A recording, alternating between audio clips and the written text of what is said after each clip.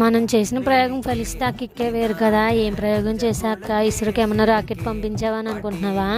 అన్ని తెలివితేటలు మన దగ్గర ఉంటే ఇంకెక్కడ ఎందుకు ఏడుస్తాను చెప్పండి. ఎప్పటి నుంచో దోశ పిండి అంటే పౌడర్ అలా ఉండిపోయింది నా దగ్గర.